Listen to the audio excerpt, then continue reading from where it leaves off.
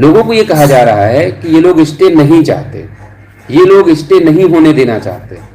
मैं आपके बीच में टू द पॉइंट बात कह रहा हूं। जो हम लोग पिटीशन ड्राफ्ट करवा रहे हैं उसमें ग्राउंड्स तो छोड़ दीजिए, ग्राउंड्स क्या रखेंगे वो आप सबको दिखेगा, लेकिन जो प्रेयर हमारी है वो मेन प्रेयर इसी बात की रहेगी कि 13 मार्च का जो जजमेंट है वो गलत है, वो पूरी तरह से जो हमारे संवैधानिक अधिकार हैं उसको छीनने का काम कर रहा है, हमारी जो नियुक्ति होनी चाहिए थी जो नहीं हो पाई उसको रोकने का कार्य कर रहा है। उस ऑर्डर में बहुत सारी कमियां हैं, इसलिए इस ऑर्डर पर तत्काल प्रभाव से रोक लगाई जाए। ये हमारी प्रेयर होगी, बिना इसकी प्रेयर के हम जा ही नहीं सकते आगे। आपकी कोई याचिका ही स्टैंड नहीं होगी। आप अगर उस ऑर्डर के बारे में अच्छा लिखेंगे, ये ऑर्डर हमारे लिए बहुत अच्छा है, तो जज कहेगा जब अच्छा है तो यहाँ क्यों आए हो। तो रही बात प्रेयर की, प्रेयर में तो हम लोग ये बात हर हाल में लिखेंगे कि 13 मार्च का जजमेंट जो है वो हमारा जो संवैधानिक राइट है उसका हनन हो रहा है, जो सरकार की बेसिक शिक्षा नियमावली है उसका वायलेशन कर रही है, उसको जो है महत्वहीन कर दे रही है। साथ ही साथ जो ईटीआरई एक पात्रता परीक्षा है उसको ये जबरन जो है पार्ट ऑफ सिलेक्शन बनाने का जो है एक माध्यम बना रहा है ये जजमेंट, इसलिए जजमेंट पे हर हाल में रोक लगनी चाहिए। ये हमारे प्रेयर में हर हाल में रहना ही रहना है, बगैर इसके कोई याचिका वहां पे स्टैंड ही नहीं होगी। अगर उस ऑर्डर के पक्ष में आप लिख के जाएंगे तो वहां पे आपकी कोई सुनवाई नहीं होगी, तो वो हम लिख के जाएंगे। स्टे के विरोध का जो लोग कह रहे हैं नहीं ये लोग स्टे नहीं चाहते, स्टे हम क्यों नहीं चाहते उसकी वजह बता रहे हैं। हम ये चाहते हैं कि डे टू डे सुनवाई होकर ये मामला निस्तारित हो। इसके लिए सिर्फ हमारे सीनियर नहीं, जो आपके सीनियर वो नहीं, जितने भी लोग खाता जारी कर करके लोगों से पैसा ले रहे हैं वो वहां कोर्ट में खड़े हों और उस बात को कहें कि आप तत्काल प्रभाव से इस ऑर्डर पे अगर साहब आपको स्टे देना हो आप स्टे कर दीजिए, लेकिन डे टू डे सुन के इस मामले को निस्तारित कर दीजिए। ऐसा इसलिए नहीं किया जाएगा क्योंकि अगर ऐसा हो गया डे टू डे सुनवाई के लिए लग गया तो याची बनाने का समय कहां से मिलेगा, फिर लोगों से पैसा कैसे लिया जाएगा। इसलिए सीधी और साफ सुथरी बात है कि हम लोग स्टे का विरोध नहीं कर रहे हैं, हम ये कह रहे हैं कि आप कोर्ट में कहिए कि साहब स्टे देने से अच्छा है आप इसको डे टू डे सुनवाई करके निस्तारित कर दीजिए। 15 तारीख को अगर मुकदमा लगा है तो 16, 17, 18, 19, 20, 21, 22 जो भी रनिंग कोर्ट मिले उसमें सुन के आप इसको डिसाइड कर दीजिए। आप 4 बजे भी लगा दें, अगर आधे घंटे भी हमको समय देंगे तो हम कम से कम अपनी बात वहां पे पूरी रख पाएंगे और इस मामले का निस्तारण हो जाएगा, क्योंकि साहब आगे छुट्टियां हैं और नया सत्र भी हमारा बर्बाद हो जाएगा। और आगे चल के तमाम तरह की बातें ऐसी आती हैं कि बेंच बदल गई, ट्रांसफर हो गया, जजेस नहीं बैठे, ये सारी चीजें लगातार कोर्ट में चलती रहती है जो एक प्रक्रिया का हिस्सा है। तो स्टे की जो बात थी वो मैं आपके बीच में साफ साफ कह दे रहा हूं कि हम लोग सिर्फ इतना चाहते हैं कि मैं आज सभी मुद्दों पे अपनी राय रख देना चाहता हूं, और ये राय सिर्फ मेरी नहीं है, साथ में जितने भी संघर्ष कर रहे साथी हैं उन सब की ओपिनियन, उन सब की राय मैं आपके बीच में रख रहा हूं। फैसला आपको करना है, मेरे लिए कोई मजबूरी नहीं है। मजबूरी इस बार इसलिए नहीं है क्योंकि मैं किसी अकाउंट में खातेदारक नहीं हूँ कि मुझे कोई ये कह देगा अगर ये लूट लिया, ये कर लिया, वो कर लिया। इन्हीं सब चीज़ों से मैं आज़ाद हूँ। आपका एक एक पैसा आपके 3 भाइयों के खाते में सुरक्षित है। जब तक वो कलम नहीं चलाएंगे उसमें से कोई 1 रुपया नहीं ले सकता। मेरी बात छोड़िए, आप अपना पैसा भी नहीं ले सकते वापस जब तक वो तीनों भाई उस पर सिग्नेचर नहीं करेंगे। पहली बात। दूसरी बात, जो अगर कोई कह रहा है कि वो एलिजिबल नहीं है तो उससे बड़ा बेवकूफ़ इस दुनिया में कोई है नहीं। खुद को बहुत बड़ा ज्ञानी समझता है। अगर आप इतना ज्ञानी समझते हो आपको, तो आओ किसी दिन बैठो इको गार्डन में सामने और पूरे प्रदेश के सामने लाइव कर लिया जाए जिन भाइयों को एलिजिबल नहीं बता रहे हो, एलिजिबल नहीं है। अगर वो तुमसे पीछे हो जाए ज्ञान के मामले में, धैर्य के मामले में, संयम के मामले में, किसी भी उपलब्धि के मामले में अगर तुमसे कम हो जाए पैसे को छोड़ के, तो मैं मान लूंगा कि हाँ बहुत बड़े ज्ञानवान हो। तो ये बात उनके सामने नहीं होनी चाहिए। तो अब हमारे सामने जो मूल प्रश्न है वो ये है कि आपका सवाल था कि स्टे आप लोग नहीं चाहते, तो उसका जवाब ये है कि हम लोग स्टे इसलिए नहीं चाहते क्योंकि स्टे एक बार भारती पटेल में हुआ और वो स्टे खत्म हुआ 14 महीने बाद। सरकार हर बार यही कहती जब न्यायालय से स्टे है तो हम क्या कर पाएंगे, जब न्यायालय में स्टे है तो हम क्या कर पाएंगे। अभी अपने सवालों को थोड़ा सा रोक के रखिए, मैं सवाल भी आपके ले लूंगा, थोड़ा सा वक्त है अभी मेरे पास, तो हम लोग आराम से चर्चा कर लेंगे। पहले मैं एक बार जो भी सवाल उठ रहे हैं उन सवालों पे जवाब दे दिया जाए। तो स्टे हम लोग यही कह रहे हैं कि स्टे देने के बाद क्या होगा कि मामला बहुत लंबा फंसता चला जाएगा और लोगों को इस बीच में धनुगाही का माध्यम मिलता रहेगा। इतनी याचिकाएं चली जाएंगी, इतनी याचिकाएं चली जाएंगी कि एकदम बिल्कुल कूड़ा हो जाएगा, बंच मैटर खूब ढेर सारा हो जाएगा। तो जज भी उसको जल्दी छूना नहीं चाहते कि भाई इतने लोगों से जुड़ा मसला है। हम अपने ये राजन राय साहब का मैं स्टेटमेंट बता रहा हूँ। जयदीप नारायण माथुर साहब बहस कर रहे थे तो इन्होंने कहा कि साहब आप एक लाइन लिख दो तो हम काम कर दें। तो उन्होंने कहा कि आपके सर पे जो पत्थर आ रहा है उसको हमारी तरफ क्यों मोड़ रहे हो भाई, गलती आपने मानी, गलती आपने स्वीकारी, लिस्ट आप दोबारा बना रहे हो, 68 लिस्ट आप लाए, तो आप बताओ ना कैसे करोगे, हम क्या करें उसमें, हम कुछ नहीं करेंगे, हम स्टे नहीं देंगे। मैं ये कह रहा हूं कि अगर वो सारे वकील इस बात के लिए तैयार हो जाएं, और मैं जानता हूं, जितना मैं जस्टिस राजेंद्र साहब को जानता हूं, कि अगर सारे वकील, हमारे वकील और आप सबके जो, हमारे का मतलब जो आप सबके सहयोग से जो वकील किए जा रहे हैं, जो किया जा रहा है सीनियर, वो उसके अलावा जो खाते धारक हैं, जिन्होंने भी खाता जारी किया है, वो सबके वकील अगर एक साथ खड़े होकर कह दें कि साहब हम इस मामले का निस्तारण चाहते हैं, तो मैं जस्टिस राजेंद्र राय साहब का जानता हूं, वो कह देंगे कि आप आज से ही शुरू करिए और हम इसको सुन के निस्तारित कर देंगे। लेकिन ऐसा लोग नहीं करेंगे, इसलिए नहीं करेंगे, उनका व्यक्तिगत हित छुपा है। जितना लंबा मामला चलेगा उतने ज्यादा याचियों की संख्या होगी, तो ये टारगेट पूरा नहीं होगा तो इस मामले में कोई बहस करवाएगा नहीं। हम लोगों का स्टैंड बिल्कुल साफ है, इसमें कोई संदेह किसी को नहीं होना चाहिए। हम स्टे इसलिए नहीं चाहते कि अगर स्टे हो गया तो मामला बहुत लंबा खींचेगा, और स्टे जैसे लोग कह रहे हैं ना कि अगर स्टे नहीं हुआ तो 6800 पूरी कैसे होगी और ये ऑर्डर प्रभावी रह जाएगा तो रिविजिट करना ही पड़ेगा। मैं ये कह रहा हूं कि स्टे न होने देने का मतलब हम लोग ये नहीं चाहते कि सुनवाई ना हो। हम ये कह रहे हैं कि जो रनिंग डेज बचे हैं, हमारा पहला प्रयास हो कि हम डे टू डे सुनवाई करके इसको निस्तारित करवा लें। अगर ऐसा नहीं हो पाता है फिर हम ये कह दें कि साहब अगर आप नहीं निस्तारित कर सकते फिर आप प्रक्रिया पर स्टेटस को या स्थगनादेश जो भी आप लगाना चाहें वो लगा दें, जिससे सरकार आधे अधूरे लोगों को नौकरी देकर भाग ना पाए। ये काम आप करने को तैयार हो, हम उसके लिए तैयार हैं, हम आपके साथ हैं इस मामले में।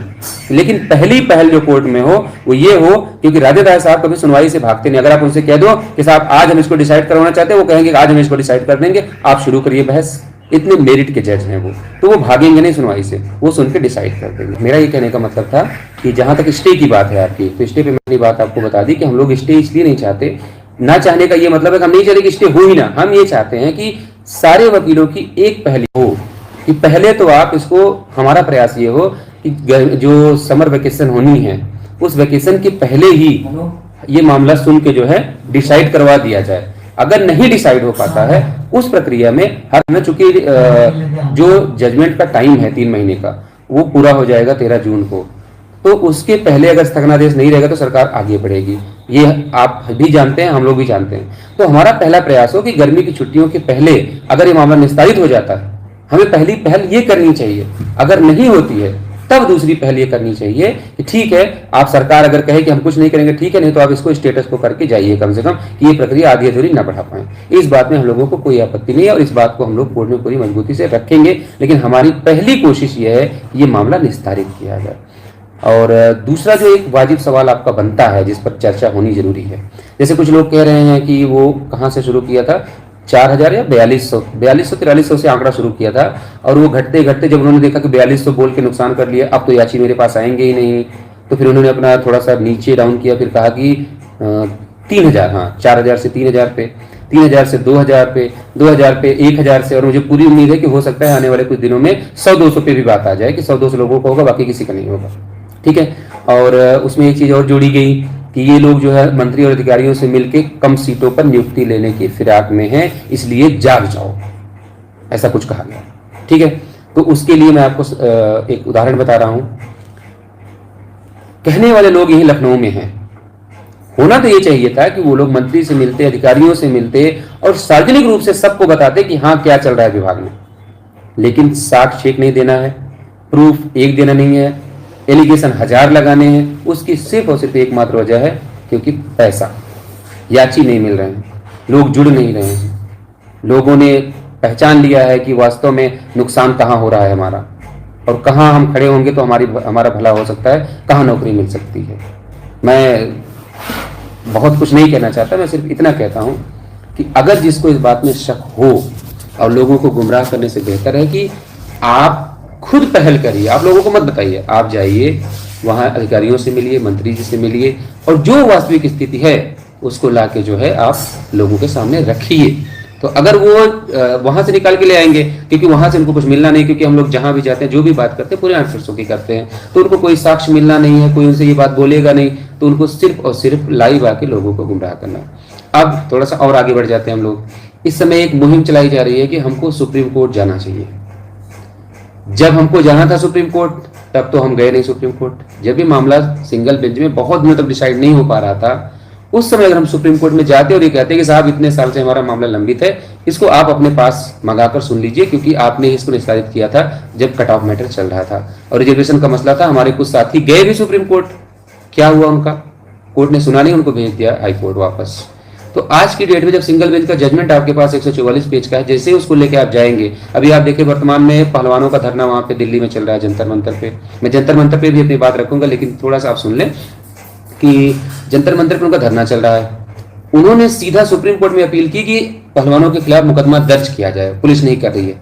सुप्रीम कोर्ट ने कह दिया कि आप पहलवानों के खिलाफ मुकदमा दर्ज करिए। बाकी की सुनवाई के जब उन्होंने सुनवाई के लिए कहा तो सुप्रीम कोर्ट ने यह कह दिया कि इसके लिए आप पहले हाई कोर्ट जाइए, वहां से होकर आइए, डायरेक्ट हम आपको सुनवाई नहीं करेंगे। इसलिए आप सबको समझना पड़ेगा कि सुप्रीम कोर्ट आज की डेट में आप जाएंगे तो वहां से भी, मैं ये नहीं कह रहा हूं कि आप कोशिश मत करिए, आपको कोशिश करना आप जाइए, बेशक करिए, लेकिन हाँ पहले कम से कम एक अच्छे वकील से सलाह ले लीजिए जो आपको सही सलाह दे और बताए कि सिंगल बेंच के जजमेंट के बाद आप डीबी में चैलेंज किए बगैर उसको जब यहाँ लेके आओगे तो सुप्रीम कोर्ट का पहला यही कंटेंशन होगा कि स्पेशल अपील का जजमेंट कहाँ है। आप कहोगे साहब हम सिंगल बेंच से सीधे यहाँ चले आए, तो सीधा कहेगा कि आप जो है पहले स्पेशल अपील में जाइए, तो सीधा यही कहेगा पहले आप स्पेशल अपील में जाइए। तो वहां से भी कोई बहुत उम्मीद नहीं है। अब दूसरी सबसे बड़ी बात, जंतर मंतर का एक सिगुफा छोड़ा गया कि जंतर मंतर पे आंदोलन होना चाहिए। मैं उस पर भी आपको अपनी राय रख दूं। लखनऊ में आंदोलन होता है, हमारे जो लोग आते हैं इको गार्डन में कम से कम उनको दिन भर रुकने दिया जाता है, कोई परमिशन का लोचा नहीं, कुछ नहीं। जंतर मंतर पे आप किसी से एक बार पता कर लीजिएगा कि पहले आप वहां जाएंगे तो 10 बजे से 4 बजे की परमिशन मिलती है, और परमिशन वो सिर्फ 1 दिन की होती है। रात में आपको रुकने नहीं दिया जाएगा, वहां आप रुक ठहर नहीं सकते। दूसरी चीज, जैसे ही आप अगले दिन कंटिन्यू करोगे सुबह सुबह आपको फिर परमिशन लेनी पड़ेगी। परमिशन मिल गई तो आप रुक सकते, नहीं तो आप वहां रुक भी नहीं सकते। तो वहां के बारे में कम से कम लोगों के बारे में बताने से पहले चीजों को स्पष्ट करना पड़ेगा कि वहां अगर धरना प्रदर्शन की कोई बात रखी जाती है या कोई कार्यक्रम रखा जाता है तो वहां परमिशन कौन लेगा, कब लेगा, कितने दिनों की मिल पाएगी। कि यहाँ से चल के मान लो मिर्जापुर से कोई चल के दिल्ली पहुंचे और पता चला कि वहां शाम को पहुंचा, वो अगले दिन पता धरना खत्म हो गया, तो उस चीज की क्या सिक्योरिटी, धरना कब तक चलेगा। और मैं कह रहा हूँ धरना अगर देना है ना, दिल्ली से नौकरी नहीं मिलेगी, यहीं उत्तर प्रदेश में आपके लोग रह रहे हैं। अनुप्रिया पटेल के यहाँ मिर्जापुर का कार्यक्रम इतना बेहतरीन समय में और इतने अच्छे मौके पर रखा गया था, लेकिन पता नहीं क्यों उसको कैंसिल कर दिया गया। और मुझे तो ये नहीं समझ में आ रहा है कि जो लोग क्रेडिट ले रहे थे 6800 का कि हमने निकलवा दी, हमने निकलवा दी, सबसे पहला घेराव उनकी आवाज का होना चाहिए।